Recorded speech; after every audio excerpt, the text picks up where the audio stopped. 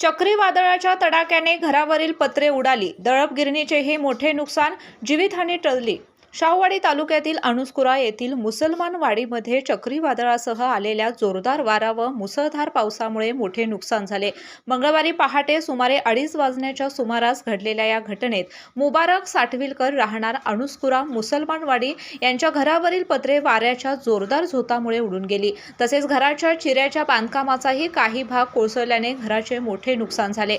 वाऱ्याने उडालेली पत्रे शेजारील दळप गिरणीवर जाऊन पडल्याने गिरणीचे देखील मोठे नुकसान झाले. सुदैवाने ही घटना मध्यरात्री घडल्यामुळे त्यावेळी गिरणीत कोणीही उपस्थित नव्हतं. यामुळे संभाव्य मोठी जीवितहानी टळली.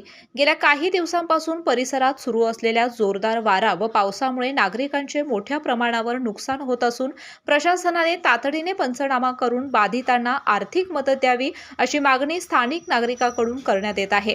केके न्यूज साठी मलकापूर प्रतिनिधी रोहित पास्ते. स्वाद गोकुळचा आस्वाद परंपरेचा गोकुळ आईस्क्रीम सोबती प्रत्येक क्षणाचा गोकुळ आईस्क्रीम